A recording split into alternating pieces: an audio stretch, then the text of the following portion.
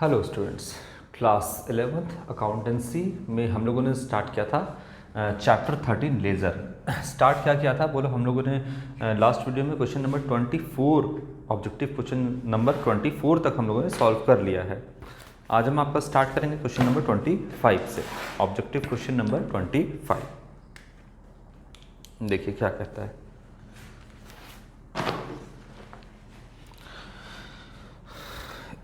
Which of the following is known as principle book. ये आप जानते हो, इसको पूरा डिटेल में नहीं लिखेंगे। कौन सा बोलता है प्रिंसिपल बुक किसे कहते हैं?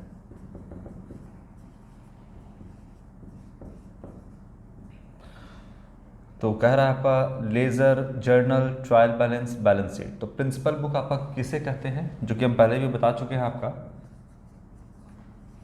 लेजर को। ठीक है, सीधा ऑप्शन नंबर ए लेज़र है, बी है आपका journal, C trial balance, D balance sheet. तो लेज़र आपका प्रिंसिपल बुक होता है। डिटेल में हम इसके बारे में बात कर चुके हैं। इसके बाद क्वेश्चन नंबर 26, ये क्वेश्चन रिपीट किया है। क्वेश्चन नंबर 26 कहता है in journal and ledger, in journal and ledger transactions are recorded in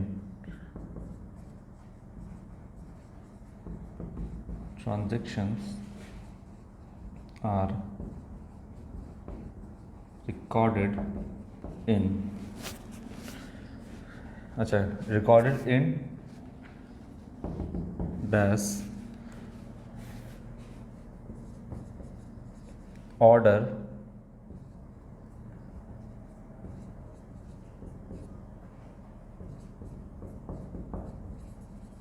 respectively.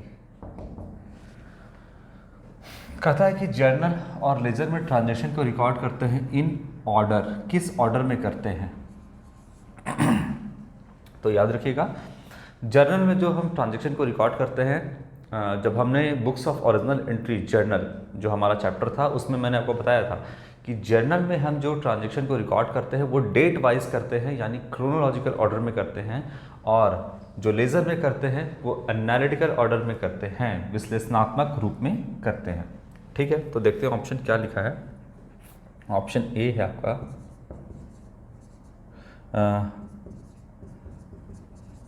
Analytical order. सिर्फ एक ही लिखा है, दोनों का बहुत कह रहा है ना। दूसरा कहता है क्रोनोलॉजिकल ऑर्डर। तीसरा कहता है आपका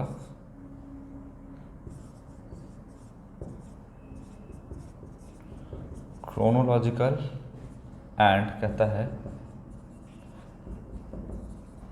एनालिटिकल ऑर्डर, और इसका उल्टा लिखता है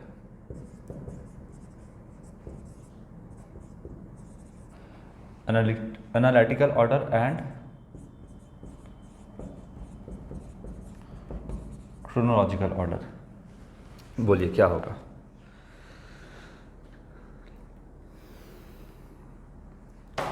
सबसे पहले देखिएगा कि जो जर्नल है और लेज़र है, तो जर्नल और लेज़र में ट्रांजैक्शन को हम रिकॉर्ड करते हैं। रिकॉर्ड कैसे करते हैं? तो किस ऑर्डर में करते हैं, और पूछ रहा है रिस्पेक्टिवली, यानी पहले बताइए कि जर्नल में किस ऑर्डर में करते हैं। तो जर्नल में हम करते हैं क्रोनोलॉजिकल ऑर्डर में डेट वाइज, और इसमें विश्लेषणात्मक रूप में यानी एनालिटिकल ऑर्डर में हम करते हैं। तो देखिए आपका ये तो गलत है क्योंकि दोनों में पूछ रहा है, तो एनालिटिकल सिर्फ लिखा है, ये तो गलत ही होगा क्योंकि दोनों का पूछ रहा है, ये किसी एक का लिखा है। यह है किसका एक्चुअली में? यह है आपका लेज़र का। क्रोनोलॉजिकल भी आपका गलत हो जाएगा क्योंकि ये जर्नल का है, दोनों अलग अलग, तो सिंगल वाला तो होगा नहीं। ये तो बात ऐसे भी समझ में आ रहा है।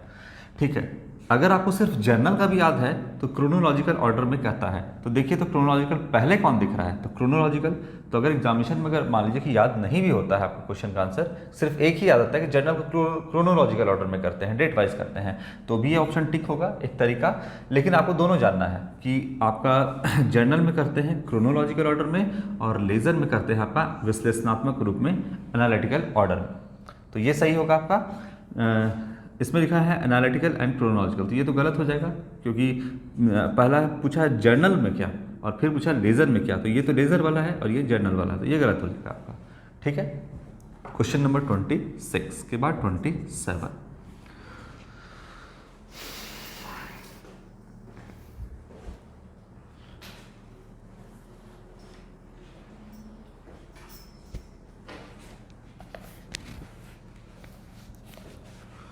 होता है debit entries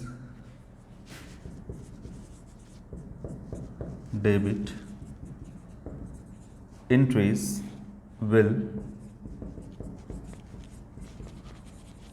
decrease the balance of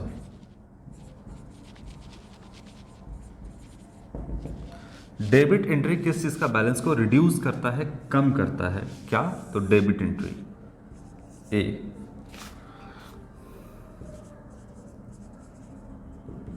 salaries account, B furniture account, C cash account और डी कैपिटल अकाउंट। बोलिए डेबिट एंट्रीज जो है वो डिक्रीज करता है, घटाता है, किसको घटाता है? तो देखिए यहाँ पर एक बात आप समझ लीजिए कि ये है मान लो आपका डेबिट और ये है क्रेडिट। जिस भी अकाउंट का डेबिट एंट्री होगा, तो जिस भी अकाउंट का डेबिट एंट्री होगा और डेबिट साइड अगर आप उसका एंट्री करोगे तो वो प्लस होगा, मतलब वो बढ़ेगा, और जिस अकाउंट का क्रेडिट एंट्री होगा उसको क्रेडिट में करोगे तो वो बढ़ेगा। ठीक, लेकिन जिस अकाउंट का क्रेडिट एंट्री है और अगर आप उसका एंट्री डेबिट करोगे तो वो क्या होगा? घटेगा, माइनस होगा। और जिस अकाउंट का डेबिट एंट्री होता है अगर आप उसको क्रेडिट में करोगे तो वो घटेगा, यानी माइनस में होगा। नहीं समझ में आया? कोई बात नहीं, समझाते हैं। देखिए यहाँ पर है आपका सैलरीज। पहला सैलरी क्या है? बिजनेस के लिए एक्सपेंस है। छोटा छोटा अकाउंट बना देते हैं। देखिए इसमें लिखा है आपका सैलरी अकाउंट, ये आपका डेबिट साइड, ये आपका क्रेडिट साइड। दूसरा लिखा है फर्नीचर अकाउंट,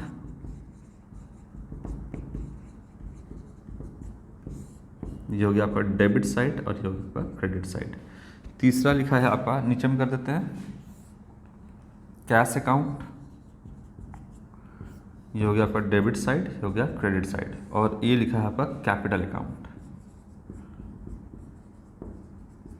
ये हो गया आपका डेबिट साइड, ये हो गया क्रेडिट साइड। ठीक है, अब इसमें देखिए सैलरी बिजनेस के लिए क्या है? एक्सपेंस है।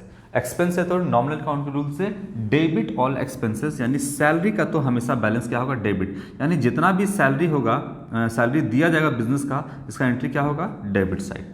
तो डेबिट साइड मतलब इधर से बढ़ेगा और इधर से घटेगा। ठीक है, जो भी है। फर्नीचर क्या है? रियल अकाउंट है। Debit what comes in, credit what goes out. ठीक है, तो फर्नीचर अगर जो भी एंट्री होगा उसका एंट्री कहाँ होगा? डेबिट। रियल अकाउंट के रूल से debit what comes in, debit entry होगा।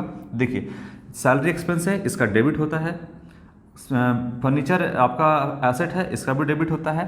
कैश भी आपका real account, debit what comes in, जो भी आएगा उसका डेबिट साइड एंट्री होगा। बोलिए इधर सबका प्लस होगा, इधर भी सबका प्लस होगा, है ना? इधर साइड जो भी है वो डेबिट एंट्री होगा। अच्छा, कैपिटल क्या है? कैपिटल आपका इंटरनल लायबिलिटी होता है बिजनेस के ऊपर में, तो इसका बैलेंस किधर होगा? इसका बैलेंस हमेशा क्रेडिट साइड में होगा। ठीक है, यानी इधर जो भी होगा वो प्लस होगा क्रेडिट साइड में। अब देखिए बोलता है कि डेबिट एंट्री विल डिक्रीज। क्या डिक्रीज? किसको डिक्रीज करेगा? तो देखिए अगर सैलरी में आप डेबिट कर दोगे तो ये सैलरी डिक्रीज नहीं करेगा बल्कि इंक्रीज करेगा, क्योंकि इसका तो डेबिट एंट्री होता है। फर्नीचर में भी अगर आप फर्नीचर और खरीद के लाओगे, है ना, देखिए सैलरी में अगर आप और सैलरी दोगे अपने स्टाफ को तो वो और एक्सपेंस बढ़ेगा, तो डेबिट एंट्री होगा, घटेगा नहीं, बढ़ेगा। फर्नीचर आप अगर लाते हो खरीद के तो आप फर्नीचर और बढ़ेगा यानी प्लस होगा, यानी डेबिट होगा। कैश अगर बिजनेस में आता है तो वो भी क्या होगा? डेबिट होगा, प्लस होगा, बढ़ेगा। ठीक है, और अगर कैपिटल आता है बिजनेस में, ऑनर पैसा लगाता है, कैपिटल आता है तो क्रेडिट होगा, और क्रेडिट साइड लायबिलिटी है तो ये बढ़ेगा। लेकिन अगर इसका अपोजिट कर दीजिएगा, अगर आप डेबिट कर दीजिएगा कैपिटल को, तो वो क्या होगा? घटेगा। जैसे अगर मान लो कि ऑनर ने 1 लाख रुपए लगाया तो क्रेडिट, और 10,000 रुपये निकाला तो ड्राइंग्स कर देंगे डेबिट, तो कैपिटल क्या होगा, रिड्यूस होगा, घटेगा। तो बताइए कि कौन सा ऐसा डेबिट एंट्री किस में करेंगे जिससे कि डिक्रीज होगा। तो देखिए 1 लाख रुपया ऑनर ने मान लो यहाँ पे लगाया था और 10,000 रुपया निकाल लिया, तो डेबिट एंट्री अगर आप करोगे किसमें, कैपिटल अकाउंट में, तो कैपिटल रिड्यूस हो जाएगा। 1 लाख में से 10,000 चला गया तो 90 बचा, तो क्या करेगा, डिक्रीज हो जाएगा। यानी यहां पर क्या होगा, ऑप्शन डी करेक्ट है। अगर डेबिट एंट्री करोगे will decrease the balance of capital account, capital account का बैलेंस रिड्यूस होगा। पहले देखो कैपिटल अकाउंट में कितना था, 1 लाख रुपए था, ठीक है, दिख रहा है ना, हाँ, कैपिटल अकाउंट में पहले 1 लाख रुपए था और अब कितना है, 90,000। यानी डेबिट एंट्री अगर आप 10,000 का करोगे तो कैपिटल क्या हो गया, रिड्यूस हो गया आपका 10,000 रुपये से। क्लियर है बात। चलो एंट्री से इसको थोड़ा सा हम समझाते हैं, इसको इसी बात को हम थोड़ा सा एक जनरल एंट्री से हम समझा देते हैं। देखिए जब ऑनर लाता है बिजनेस में कैश लगाता है मान लो, तो cash account debit to capital account करते हैं, हाँ या ना। 1 लाख रुपए लगाया है, इसी का एग्जांपल लेते हैं, 1 लाख रुपए लगाया, तो देखिए कैश का हमेशा आया बिजनेस में तो वो डेबिट होता है, कैश बढ़ता है, और कैपिटल आया तो क्रेडिट करते हैं यानी कैपिटल बढ़ता है। अब देखिए अगर मान लो कि ऑनर ने अपने पर्सनल यूज़ के लिए पैसा विड्रॉ कर दिया, तो इसको क्या लिखते हैं, capital account debit to cash account. Cash निकाल लिया 10,000 अपने पर्सनल यूज़ के लिए, कितना, 10,000 रुपया, ठीक है। तो देखिए कैपिटल 10,000 था, 1 लाख था, अब 10,000 निकाल लिया तो कितना बचा, 90,000 ही बचा ना। तो देखिए डेबिट एंट्री कैपिटल को रिड्यूस कर दिया 10,000 रुपये से, ठीक है। अगर आप कैपिटल अकाउंट बनाओगे यहाँ पर, जैसा कि हम नीचे बना दिए हैं, 1 लाख रुपये क्रेडिट है, कैपिटल अकाउंट कितना से क्रेडिट है, 1 लाख से क्रेडिट है, और डेबिट किए 10,000 से, तो अब कैपिटल कितना रह गया। तो देखिए ना, सेम अकाउंट एक बार क्रेडिट एक बार डेबिट होता है तो वापस में कटता है। तो देखिए डेबिट 10,000 कटा, काटना नहीं है आपको, रेक्टिफिकेशन ऑफ एरर हम पढ़ेंगे चैप्टर, काटना नहीं है, बस हम आपको काट के दिखा रहे हैं। क्रेडिट कटा 10,000 और इधर से डेबिट कटा 10,000 और क्रेडिट कटा 10,000, तो यहाँ कितना बचा, कैपिटल 90,000 ही तो बचा ना, करना नहीं है आपको। और कैश कितना बचा, तो 10,000 इधर से काटिए और 10,000 इधर से काटिए, तो कैश भी कितना बचा, 90 बचा, ठीक है। तो कहने का मतलब कैपिटल रिड्यूस हुआ। तो बोलता है डेबिट किसको करेंगे जिससे रिड्यूस होगा, तो डेबिट करेंगे हम कैपिटल अकाउंट को, तो बैलेंस रिड्यूस होकर 90 हो जाएगा। और कैश को क्या करेंगे, देखिए कैश का डेबिट बैलेंस होता है, अगर बोलता है कि क्रेडिट करेंगे तो कौन डिक्रीज होगा, तो सब यहाँ पर हो जाएगा, सैलरी, फर्नीचर, कैश अकाउंट सब यहाँ पे रिड्यूस होगा, तो कैश भी यहाँ पे रिड्यूस होगा, है ना, अगर क्रेडिट एंट्री करेंगे तो। लेकिन सिर्फ पूछ रहा है डेबिट, ज़्यादा कंफ्यूज नहीं करेंगे, बस इतना समझो ये क्रेडिट साइड है, डेबिट करेंगे तो रिड्यूस होगा, बाकी सबका बैलेंस क्या है, डेबिट ही है ना। तो इसमें क्रेडिट कर देंगे अगर ये सब मान लो तो रिड्यूस होगा। खैर तो यहाँ पे कैपिटल अकाउंट होगा, ज़्यादा डिटेल से भी कंफ्यूजन बढ़ेगा, छोड़ देते हैं।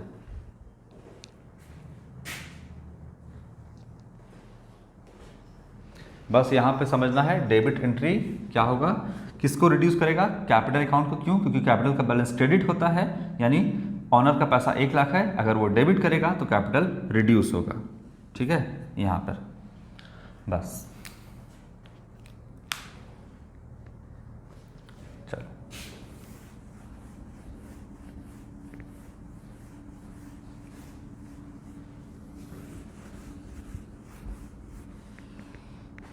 26-27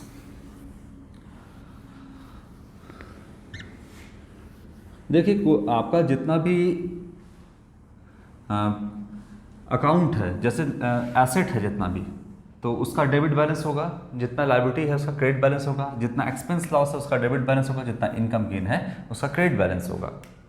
ये बात आपको जब आपका रूल याद होगा ना, सारा जो जनरल एंट्री का रूल आप लोग को याद ही होगा, है ना, पर्सनल अकाउंट, रियल अकाउंट और नॉमिनल अकाउंट का, तो भी आप यहाँ से समझ जाओगे सारी बात। क्वेश्चन नंबर 27 के बाद 28।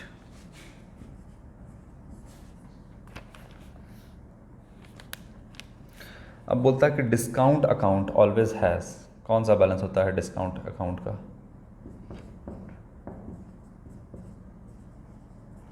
डिस्काउंट अकाउंट लिखा है, ठीक है, डिस्काउंट अलाउड नहीं लिखा है। अगर डिस्काउंट अलाउड लिखता तो इसका हमेशा डेबिट बैलेंस होता है, डेबिट ऑल एक्सपेंसेस, है ना।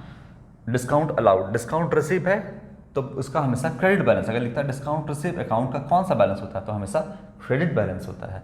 लेकिन बोला है कि डिस्काउंट अकाउंट है तो डिस्काउंट अकाउंट का आपको डेबिट बैलेंस भी हो सकता है और क्रेडिट बैलेंस भी हो सकता है।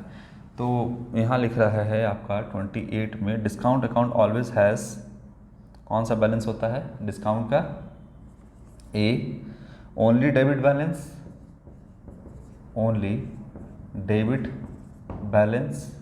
क्वेश्चन का ये क्वेश्चन पहले भी डिस्कस कर चुके हैं। नील बैलेंस, कोई बैलेंस नहीं, इसका मतलब नील बैलेंस, ये भी गलत, ये भी गलत। सी ओनली क्रेडिट बैलेंस, ये भी गलत, क्योंकि बोला तो कि अगर डिस्काउंट रिसीव होता तो इसका ओनली क्रेडिट बैलेंस होता, लेकिन सिर्फ डिस्काउंट लिखा है। हाँ तो डी नंबर क्या लिखा है, हाँ डेबिट और क्रेडिट बैलेंस, ये सही है। देखिए जब भी डिस्काउंट अलाउड होता है, ठीक है, तो अब मैंने आपको बताया ही था कि जैसे मान लो आपने सामान को बेचा तो सेल्स अकाउंट क्रेडिट, है ना। मान लो 10,000 रुपये का सामान बेचा, कैश आपने आया आपके पास सपोज 9,000, तो आपने डिस्काउंट दिया, है ना। तो सामने वाले को डिस्काउंट दिया तो discount allowed account debit suppose that 1,000 रुपया। जब आप परचेज करते हो तो परचेज अकाउंट डेबिट, मान लो कैश आपने दिया, कैश अकाउंट क्रेडिट। परचेज किया था 10,000 रुपये का, इधर भी ऐसे ही समझ लो, और आपको पे करना पड़ा 90, तो सामने वाले ने आपको कितना छोड़ दिया, तो आपको डिस्काउंट रिसीव्ड हुआ अकाउंट 1,000। तो यहाँ पूछता है कि डिस्काउंट अकाउंट का कौन सा बैलेंस होता है, तो देखिए डिस्काउंट अकाउंट आपका डेबिट भी हो सकता है और क्रेडिट भी हो सकता है ना।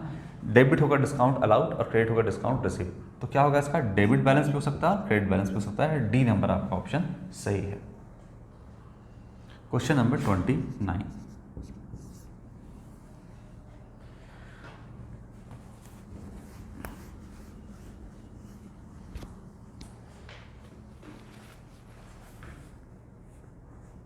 Which of the following accounts invariably have a debit balance? Invariably have a debit balance, इसमें से किसका जो है वो डेबिट बैलेंस होता है, हमेशा इसमें से किसका डेबिट बैलेंस होता है, डेबिट बैलेंस, हमेशा इसका डेबिट बैलेंस किसका होता है। ऑप्शन ए है 29 का अकाउंट रिसीवेबल, पूरा लिख देते हैं, अकाउंट्स रिसीवेबल, और लिखता है डेटर अकाउंट।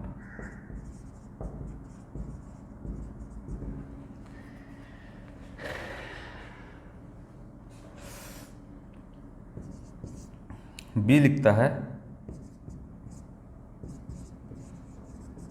अकाउंट्स पेबल और क्रेडिटर्स अकाउंट। सी कहता है आपका नन ऑफ दीज लिख दिया है, अच्छा हिंदी में लिखा है बैंक खाता, तो ये हो जाएगा आपका बैंक अकाउंट। इंग्लिश में ऑप्शन गलत दे दिया है। और डी कहता है आपका नन ऑफ दीज। क्या होगा आपका, देखिए डेबिट बैलेंस जो है हमेशा वो किसका होता है, चलिए ऑप्शन पे गौर करते हैं।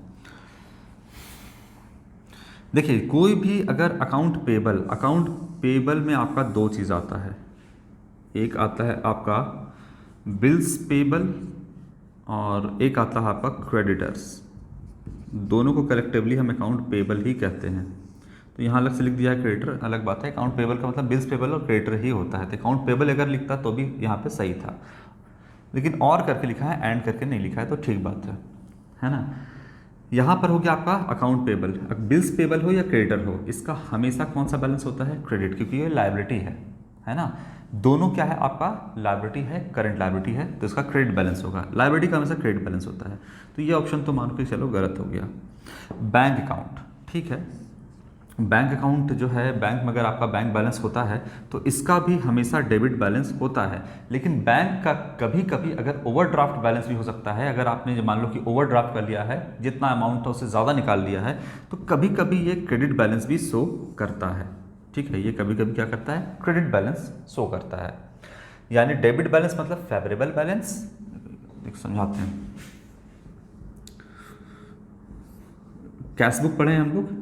कैश बुक में दो कॉलम होता है, एक कैश कॉलम, देखो एक कैश कॉलम और एक बैंक कॉलम। तो फिलहाल अभी हम कैश कॉलम की बात नहीं करेंगे, क्योंकि कैश कॉलम के बारे में नहीं बोला है। बोलता है कि बैंक, अब बैंक में 10,000 रुपया है, तो ये क्या है आपका डेबिट बैलेंस है।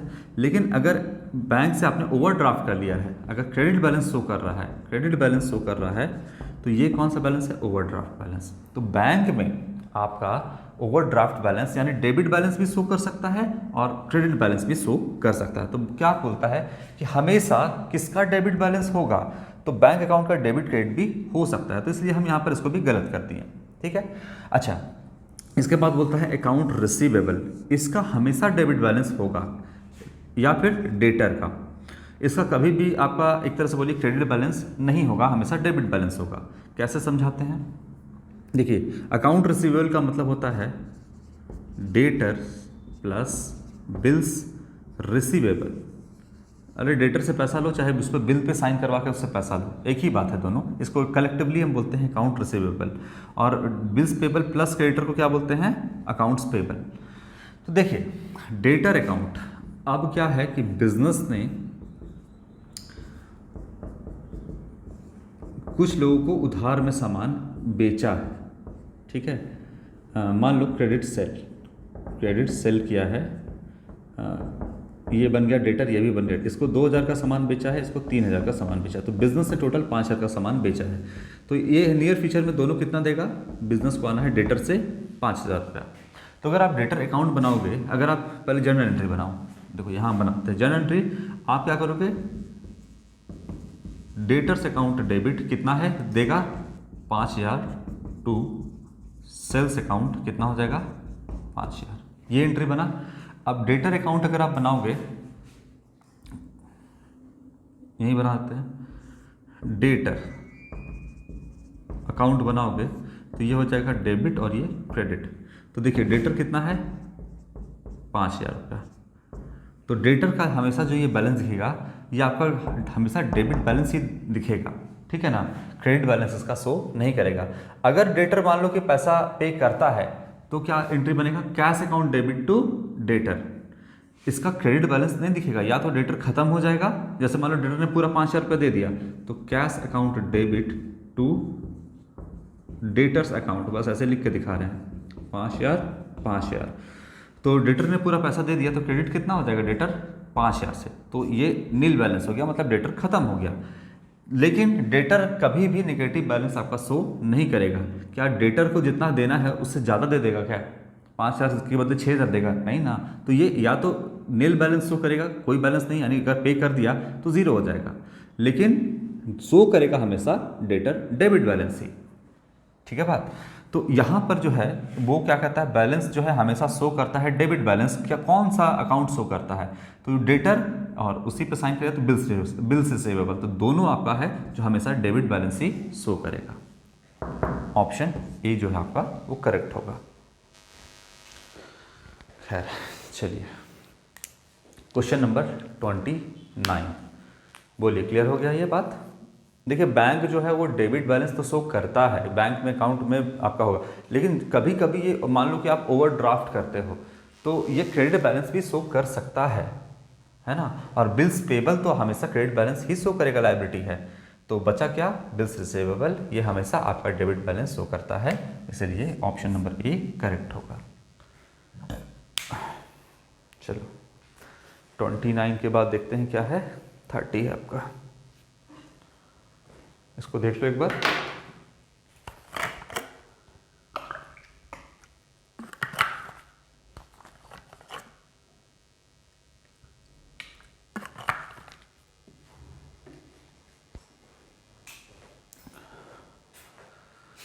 चलिए क्वेश्चन नंबर 30 देखते हैं क्या है।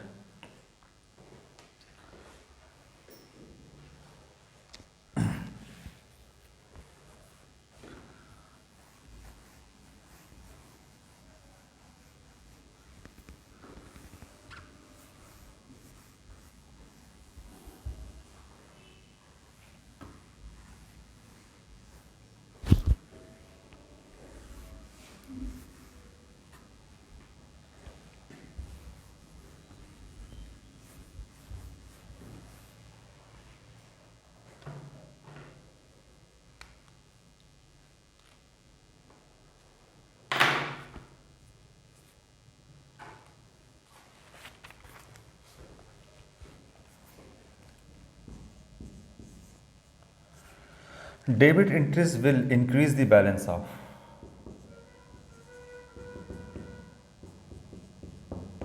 debit entries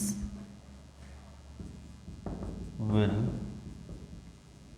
increase the balance of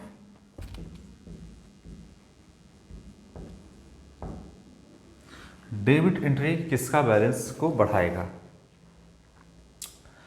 कोई भी एक्सपेंस हो या लॉस हो उसका डेबिट एंट्री करोगे तो वो क्या करेगा? बैलेंस को इंक्रीज करेगा।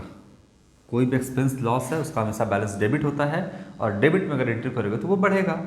कोई भी एसेट है, प्लांट एंड मशीनरी है, बिल्डिंग है, फर्नीचर है, कंप्यूटर है, कोई भी एसेट है, अगर आप उसका डेबिट एंट्री करोगे तो वो बढ़ेगा और अगर उसका अपोजिट क्रेडिट करोगे तो वो घटेगा। ठीक है, तो फिलहाल बोलता है कि डेबिट एंट्री जो है इंक्रीज करता है। अब देखते हैं क्या लिखता है।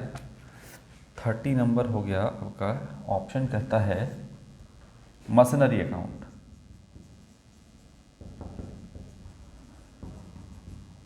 पहले ऑप्शन लिख देते हैं फिर समझाते हैं। बी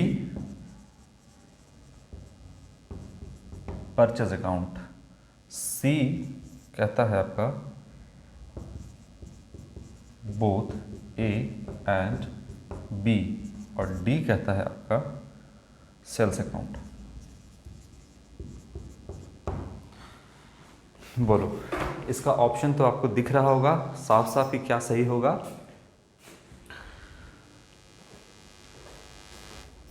मशीनरी अकाउंट आपका एसेट है, मशीन क्या है? एसेट है, और कोई भी एसेट का रियल अकाउंट के रूल में आता है। और कोई भी एसेट का ऐसे भी आप देखिएगा मॉडर्न अप्रोच या ट्रेडिशनल अप्रोच से तो आपका डेबिट बैलेंस ही होता है। और डेबिट बैलेंस होता है, अगर डेबिट में एंट्री करिएगा तो बढ़ेगा। जैसे आपको मान लो कि यहाँ पे मशीन अकाउंट या मशीनरी अकाउंट लिखो, इसका बैलेंस हमेशा क्या होता है? आपका डेबिट होता है। जैसे मान लो कि कोई मशीन आपने परचेस किया तो machine account debit to cash, यही एंट्री करते हो। मान लो 10,000 का मशीन खरीदा आपने तो machine account debit to cash यही होता है ना। तो मशीन अकाउंट को क्या करेंगे? हम डेबिट करेंगे और यहाँ जाएगा क्या? To cash account. फिर से मान लो मशीन खरीदे 5,000 का तो मशीन अकाउंट को फिर क्या करेंगे? डेबिट करेंगे। फिर 2,000 का मशीन या 10,000 का मशीन खरीदे तो फिर डेबिट करेंगे। यानी डेबिट एंट्री क्या कर रहा है? इस अकाउंट को बढ़ा रहा है, इंक्रीज कर रहा है। Debit entry increase the balance of, है ना, किसका? तो बैलेंस इंक्रीज कर रहा है डेबिट एंट्री। परचेस का भी वही है, देख लो आप, जितना आप परचेस करते जाओ परचेज अकाउंट, परचेज का बैलेंस डेबिट होता है। कैसे? तो purchase account debit to cash या फिर क्रेडिटर, यही एंट्री करते हो आप। तो परचेज अकाउंट से क्या होता है? डेबिट, इसका ये अकाउंट प्लस होते जाता है, इसका बैलेंस इंक्रीज होता है। ठीक है, तो डेबिट इसका भी इंक्रीज, इसका भी इंक्रीज करता है बैलेंस को। तो क्या हो जाएगा? Both A and B. Sales account का हमेशा साइड क्या होता है? सेल्स अकाउंट का डेटर अकाउंट डेबिट या कैश अकाउंट डेबिट, कैश या debtors account debit to sales account, ये होता है। ठीक है, सेल्स अकाउंट ये होता है। तो सेल्स का समय हमेशा साइड क्या होता है? क्रेडिट। तो क्रेडिट एंट्री करेंगे तो ये बढ़ेगा, लेकिन यहाँ बोलता है डेबिट एंट्री क्या करेंगे जो बढ़ेगा? तो मशीनरी और परचेज है, तो बोथ हो जाएगा। सी सेल्स अकाउंट गलत होगा क्योंकि क्रेडिट एंट्री इंक्रीज करेगा सेल्स अकाउंट को, debit entry machinery purchase in सबको इंक्रीज करेगा। चलो समझ में आया बात? तो क्वेश्चन नंबर 13 का ऑप्शन सी जो है आपका वो करेक्ट होगा। अब क्वेश्चन नंबर 31 से नेक्स्ट वीडियो में हम स्टार्ट करेंगे। आज के लिए इतना ही बच्चों, थैंक यू।